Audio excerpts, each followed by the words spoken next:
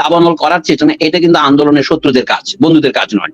আমি জানি ছাত্ররা এটা করছে না, কিন্তু যারা এই সুযোগটা নিচ্ছে এটা কিন্তু পরাজিত স্বৈরতন্ত্রকে সহায়তা করবে শেষ বিচারে। আন্দোলনে যারা ছিল সমন্বয়ক তাদের পক্ষ থেকে একই আহ্বান জানানো হয়েছে যে এটা আমাদের উদ্দেশ্য না, এটা না করার জন্য, সুতরাং সবাই নিশ্চয়ই সবার। আমি আপনাকেও স্বনির্বন্ধ অনুরোধ জানাবো এই বাণীটা প্রচার করতে, এটা আমাদের দেশের ইমেজকে ভালো করবে না।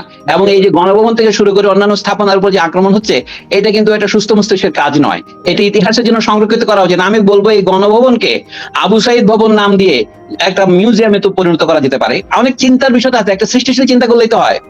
যে সমস্ত কারণে গত 15 বছর দেশের জনগণ নিষ্পেষিত এবং বিক্ষুব্ধ হয়েছেন, তার মধ্যে একটা বড় বিষয় ছিল যে দেশে প্রতিনিধিত্বশীল নির্বাচিত সরকার ছিল না ক্ষমতায়। অর্থাৎ নির্বাচন জিনিসটাকে খানিকটা অকার্যকর করে ফেলার ফলে মানুষ তার বিক্ষোভকে রূপ দিতে পারে না পর্যায়ক্রমে। এই কারণে আমি মনে করি আমাদের প্রথম দায়িত্ব হচ্ছে এখন নির্বাচিত সরকারের প্রথম কাজ হবে অনেক বড় বড় কথা না বলে একটা প্রতিনিধিত্বশীল নির্বাচিত সরকার কি করে নির্বাচন করা যায়, নির্বাচন ব্যবস্থাকে যথাসম্ভব ত্রুটিমুক্ত করে কিভাবে নির্বাচনের আয়োজন করা যায়। আমি সাধারণ বুর্জোয়া গণতন্ত্রের কথাই বলছি, মানে একেবারে মহা বিপ্লবী একটা সরকার গঠিত হবে সেটা আমি মনে করছি না এই মুহূর্তে, সেটা হয়তো সম্ভব নয়। এটা প্রথম করণীয়। অর্থাৎ একটা সরকারের পদত্যাগ দরকার ছিল, এই কথা আমি বলছি। এই কথাটার উদাহরণ আপনি কিছুক্ষণ আগে দিয়েছেন যে 31শে জুলাই আমরা একটা বিশ্ববিদ্যালয় শিক্ষকদের বিক্ষোভ সমাবেশে যেটা বলেছিলাম, এই মুহূর্তে দায়িত্ব হচ্ছে যে হত্যাকাণ্ডগুলি হয়েছে সেগুলোর সুষ্ঠু বিচার করা, জনগণের ক্ষোভ প্রশমিত করা। শুধুমাত্র আন্দোলন করতে গিয়ে যারা প্রাণ দিয়েছেন, আমি বলেছি তারা আমাদের পথ প্রদর্শক, তারা আমাদের উদাহরণ। সুতরাং তাদের বিচারের, হত্যাকাণ্ডের বিচার তৎকালীন সরকারের কাছে যারা দাবি করছিলেন, আমি সন্দেহ প্রকাশ করেছিলাম এবং আমি বলেছিলাম একটি পূর্ব শর্ত হচ্ছে সরকারকে নিঃশর্তভাবে ক্ষমা প্রার্থনা করে পদত্যাগ করতে হবে। তো ঘটনাচক্রের সপ্তাহখানেকের কম সময়ের মধ্যে সেই আমাদের অভিষ্ট অর্জিত হয়েছে, কিন্তু এখন অবস্থা আরো কঠিন হয়ে উঠেছে। আপনি যেটার উদাহরণ দিলেন আমি সেটাই বলি। স্বাভাবিকভাবেই বিক্ষুব্ধ জনগণের মনে ক্ষোভ আছে, কিন্তু সেই ক্ষোভকে এখনো একটা আকার দেওয়া হয়নি। ফলে হচ্ছে কি, এখন ঢাকা শহরে এবং সর্বত্র যে আগুন দেওয়ার ঘটনা, বিভিন্ন বাড়িঘরে আক্রমণ, এটা কিন্তু এই আন্দোলনের যে মূল মতাদর্শ তার সাথে যায় না। আমার মনে হয় আন্দোলনের নেতৃত্ব যেহেতু কোনো সংগঠিত পার্টির দ্বারা ছিল না, যে তরুণ ছাত্রছাত্রীদের নেতৃত্বে আন্দোলন হয়েছে, তাদের মধ্যে সাংগঠনিক অভিজ্ঞতা একটু কম হওয়া খুবই স্বাভাবিক। সেই কারণে ক্ষমতা যখন ছাড়লেন শেখ হাসিনা, তিনি তার নিজের দলের তো ভরাডুবি ঘটালেনই, দেশেরও ভরাডুবি ঘটালেন। তিনি নিজেও খানিকটা বলা যেতে পারে নিজের ভরাডুবি তো করলেনই, সে কথা বলা বাহুল্য, কিন্তু তিনি আমাদের যে বিপদে রেখে গেলেন, যে ধ্বংসস্তূপের মধ্যে রেখে গেলেন, এটা পুনর্গঠন করার জন্য একটা সত্যিকার অর্থে প্রতিনিধিত্বশীল সরকার দরকার। সেটা কিভাবে গঠিত হবে? আমাদের দেশে আগে তত্ত্বাবধায়ক সরকার বলে যে ধারণাটি ছিল, সেটা ত্রুটি প্রমাণিত হয়েছে। সেই সুযোগটা শেখ হাসিনা গ্রহণ করেছিলেন তত্ত্বাবধায়ক সরকার প্রথা ত্রয়োদশ সংশোধনের মাধ্যমে বিলুপ্ত করে। এখন আমাদের সেখান থেকে শিক্ষা নেওয়ার আছে। মানে শুধুমাত্র কিছু পুরনো আমলা, সামরিক এবং বেসামরিক এবং তথাকথিত কিছু সুশীল সমাজ, এদের দিয়ে সরকার গঠন করলে প্রতিনিধিত্বশীল হয় না, এটা আমরা মনে করতাম। এই কারণে সরকারটা হয় যাকে বলা হয় সামরিক আমলাতান্ত্রিক, মিলিটারি ব্যুরোক্রেটিক। তো সেটা না করে যদি দেশের এই যে গণ আন্দোলন যারা সংগঠিত করেছেন তাদের প্রতিনিধিদের এখানে অন্তর্ভুক্ত করা। আরো একটা বড় বিষয় রয়ে গেছে এখানে, আমাদের এই রাষ্ট্র ব্যবস্থার ত্রুটির মূলে আছে আমাদের সংবিধানের ত্রুটি, সেগুলো আরো ব্যাপকভাবে তুলে ধরতে হবে। ফলে আমাদের নতুন সংবিধান সভা, ইংরেজিতে যেটাকে বলে কনস্টিটিউয়েন্ট অ্যাসেম্বলি করা দরকার। বর্তমান সংবিধানের ধারাবাহিকতা রক্ষা করার জন্য এখন চেষ্টা করবে, যাদেরকে বি টিম সি টিম বলা হয় তারা তা করবেন। আমার মনে হয় আমরা যদি আবারও সেই ফাঁদে পা দেই, অর্থাৎ পুরনো ধারাবাহিকতা বজায় রাখার সংগ্রামে আমরা প্রতিযোগিতায় লিপ্ত হই, কে কার আগে মন্ত্রী হই, কে কার আগে উপদেষ্টা হই, এই জিনিসটা কিন্তু আমাদের এই আন্দোলনের অসংখ্য প্রাণ যারা দিয়েছেন, যারা আহত, নিহত এবং নির্যাতিত, বিতাড়িত হয়েছেন, তাদের আকাঙ্ক্ষাকে পূরণ করবে না। এই হচ্ছে আমার বক্তব্য। সেই জন্য আপনি বলেন আপনি কোন দায়িত্ব নেবেন কিনা, সেই কথা বলা অবান্তর হয়ে দাঁড়াবে। আমি যা বলছি সেটার জন্য আমাদের হাতে একটা নির্ধারিত করণীয় থাকবে। আপনার মনে আছে খালেদ, যে এরশাদের পতনের পরে যে অনেক ইউফোরিয়া, উচ্ছ্বাস দেখা দিয়েছিল, টাস্ক ফোর্স হয়েছিল, নানা বিষয় লিখেছিল, সেগুলোর কি হয়েছে পরবর্তীকালে? আমরা আবারও সেই তিমিরেই তো ফিরে গিয়েছি। তো এখনো যদি একই জিনিসের পুনরাবৃত্তি হয়, এটা হলো সিসিফাসের পাথরের মতো, আপনি পাহাড়ের শীর্ষে তুললেন, সেটা আবার গড়িয়ে পড়ে যাবে, আপনি সারাদিন তুলবেন, সন্ধ্যে আবার পড়ে যাবে, এটা তো ঠিক নয়। তো সেই কারণে আমার আরো একটা জায়গায় যেতে হবে খালেদ, আজকে লম্বা কথা বলতে পারছি না, আমার বন্ধু আসফার হোসেন সাহেব ডাকছেন। তো আপনার যদি আরেকটা প্রশ্ন থাকে স্যার আমি এটা বলবো। স্যার আমার শুধু একটাই প্রশ্ন, অনেকেই এই ঘটনার পরে, আমরা আজফার স্যারকেও দেখেছি আপনার পাশে দাঁড়িয়েছিলেন, তাকেও স্যার আমাদের শুভেচ্ছা দিবেন, কারণ তিনিও মুখে লাল কাপড় বেঁধে স্যার আপনার ঠিক পাশেই দাঁড়িয়েছিলেন, অনেক ভালো বক্তব্য রেখেছেন যা আমরা আসলে দেখেছি। স্যার একটা জিনিস অনেকে এই প্রশ্ন করছেন, দুটো শব্দ কয়েন করছে, যেটি আপনারই কয়েন করা শব্দ, একটা হচ্ছে বেহাত বিপ্লব।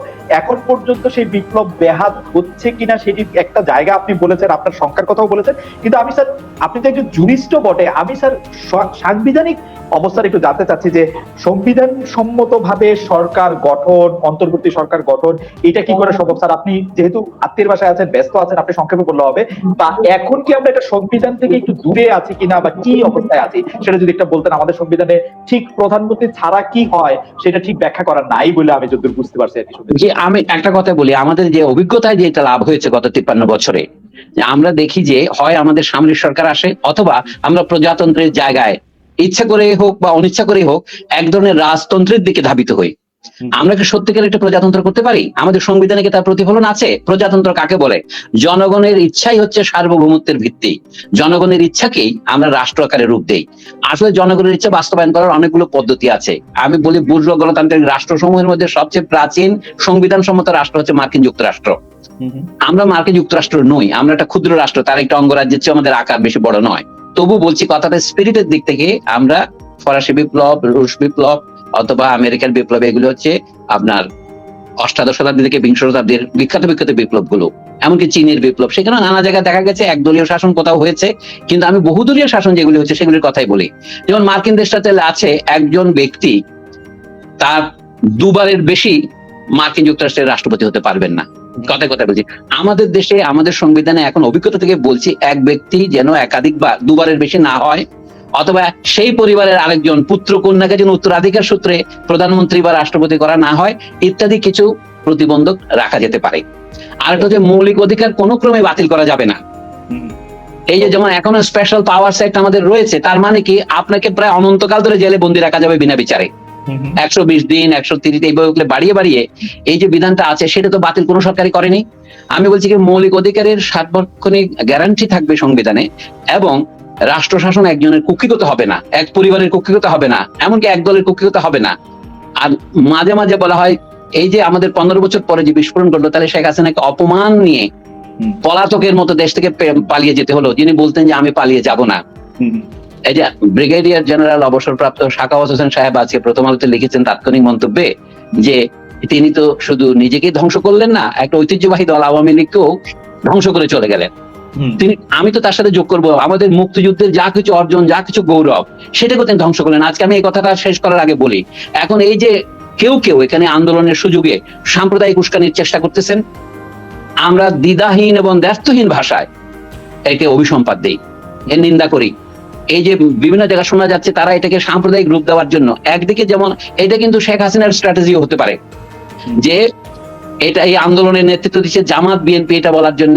আজকে সেনা প্রধান সাহেব একটা ভুল করেছেন তার প্রথম বক্তৃতায়, তিনি কাকে কাকে ডেকেছেন এখানে, তিনি প্রথমে বলেন জামাতের আমির ছিল এখানে। এটা কি বার্তা দেয় জনগণের কাছে, যে মনে হচ্ছে না এই বিপ্লবের নেতৃত্ব জামাত দিচ্ছে, আওয়ামী লীগ তো এটাই চায়। আমার মনে হয় এটা একটা ভুল বার্তা পৌঁছাচ্ছে জনগণের কাছে। এই বিপ্লব এখন আয়তন্ত্রের বিরুদ্ধে বাংলাদেশের মুক্তিযুদ্ধের প্রেরণাকে ধারণ করে। দেখেন আন্দোলনকারীরা সবাই বাংলাদেশের পতাকা ধারণ করেছে, সবুজ লাল পতাকা মাথায়। কাজে মুক্তিযুদ্ধের এই যে আরেকটা আমি নিন্দা করে বলছি, এখন যে বিভিন্ন জায়গায় আক্রমণ হচ্ছে, আমাদের বঙ্গবন্ধু শেখ মুজিবুর রহমানকে আমরা সমালোচনা করেছি যখনই করতে হয়, কিন্তু তাকে তো আমাদের জনগণ বঙ্গবন্ধু উপাধি দিয়েছিল। তো এখন তার যে স্মৃতি বিজড়িত মিউজিয়াম বাড়ি 32 নম্বর, সেইটাতে আগুন দেওয়া কি ঠিক হয়েছে? এখন ঢাকার যে থানাগুলিতে আগুন দেওয়া হচ্ছে, থানাগুলিতে আমাদের জনগণের সাময়িকভাবে এখন আয়তন্ত্রের দোসর হিসেবে কাজ করেছে, সেগুলো আমাদের জনগণের বন্ধুও বটে, রক্ষা তো করবে। কাজে আমি দুটো কথা পরিষ্কার বলতে চাই আপনার মাধ্যমে দেশবাসীকে এবং সারা পৃথিবীকে, আমাদের এই আন্দোলন সাম্প্রদায়িক নয়। আমাদের এই আন্দোলনের লক্ষ্য হচ্ছে এখন একতন্ত্র এবং রাজতন্ত্রের অবসান যদি বলি, কিন্তু এটা মুক্তিযুদ্ধের যে মূল অঙ্গীকার সাম্যকে পুনঃপ্রতিষ্ঠিত করবে। শেখ হাসিনা এবং খালেদা জিয়া উভয়ই, এবং এর আগে এরশাদ, এমনকি শেখ সাহেবের আমল থেকে আমাদের দেশে যে উন্নয়ন নীতি অনুষ্ঠিত হয়েছে, এটা হচ্ছে প্রাইভেট পাবলিক পার্টনারশিপ অথবা নিউ লিবারালিজম, নব্য স্বাধীনতাবাদ। মার্কিন যুক্তরাষ্ট্র এবং বিশ্বব্যাংকের প্রবর্তনায়, সেটা সমাজে অনিবার্যতই মাথাপিছু ইনকাম বাড়াবে কি বাড়াবে না সেই কথা আমি বাদ দিয়ে বলি, এটা মানুষের মধ্যে বৈষম্য বাড়ায় এবং সমাজের দারিদ্র্য বাড়ায়, সবচেয়ে বড় কথা বেকারত্ব বাড়ায়। বর্তমান আন্দোলনের আশু কারণ ছিল তরুণদের মধ্যে বিপুল পরিমাণ বেকারত্ব এবং তাদের সম্মুখে হতাশা। যে চাকরি আপনি ছেড়ে দিয়েছেন বিসিএস পরীক্ষা, যে চাকরি দিতে আমি ভয়ে দেই নাই দরিদ্র ছাত্র বলে, আমাদের ছাত্ররা সেখানে পরীক্ষার সুযোগ গ্রহণ করতে চায় এবং সেই চাওয়ার অধিকার তাদের আছে। অনগ্রসর জনগোষ্ঠীর জন্য দেশে 10-5 ভাগ যদি আপনি রিজার্ভেশন বলে, যেটা ইউরোপে বা ভারতে আমাদের যে কোটা বলে, সেটাই রক্ষা করা ছিল বিধেয়। এই যে তারা অকারণে, আমি শুধু এই নোটটা আপনাকে দিচ্ছি, আপনি আরো চিন্তা করতে পারবেন, অকারণে 53 বছর ধরে নাতি নাতিদের জন্য কোটা রাখার কোনো যুক্তি ছিল না, কিন্তু এই অযুক্তিকে আমরা কেন মানে বুঝতে পারিনি, এই না বোঝার ফলে এই জিনিসটা হয়েছে। এটা মুক্তিযুদ্ধ বিরোধিতা নয়, এটা হচ্ছে অসাম্য প্রতিষ্ঠার যে মানে কৌশল, তাতে মুক্তিযুদ্ধকে বিক্রয় করা, যেটার নাম হচ্ছে মুক্তিযুদ্ধের চেতনা। আপনি দেখেন আপনার প্রতি বন্ধু এখানে বলেন যে 71 টিভি আপনার সহযোগী প্রতিষ্ঠান, অথবা সময় টিভি, আরো বহু টিভি, আমি সবার নাম করছি না, এই মিডিয়া যে ভূমিকা পালন করেছে, অথবা আপনার বন্ধু নাইমুল ইসলাম খান সাহেব সেই মুহূর্তে যে বেইমানিটা করলেন জনগণের সাথে, মানে আমাদের সাংবাদিকদের একটা বিরাট অংশ যা করলেন, এটা অত্যন্ত নিন্দনীয়। ভবিষ্যৎ থেকে আমাদের শিক্ষা নিতে হবে যে বুদ্ধিজীবীদের যাকে বলা হয় বাক স্বাধীনতা, সেটা থাকবে কোথায় যদি এরকম দাসেরা সমাজে নেতৃত্ব করে? বুদ্ধিজীবী হিসাবে হোক, সাংবাদিক হিসেবে হোক, বিশ্ববিদ্যালয়ের শিক্ষক হিসেবে হোক, আমাদের অনেক করণীয়, অনেক কথা আছে। আপনার সাথে কখনো আরেকবার কথা বলার সুযোগ হবে। শিওর স্যার, আমরা নিশ্চয়ই আপনার সঙ্গে কথা বলবো। আপনাকে অনেক ধন্যবাদ এবং আমাদের সবার পক্ষ থেকে, ডয়েচে ওয়েলে বাংলা বিভাগের পক্ষ থেকে আপনাকে অনেক ধন্যবাদ এবং কৃতজ্ঞতা যে আপনি এই সময়ের মধ্যে আমাদেরকে সময় দিয়েছেন। আমরা নিশ্চয়ই আপনার কথা শুনতে থাকবো স্যার।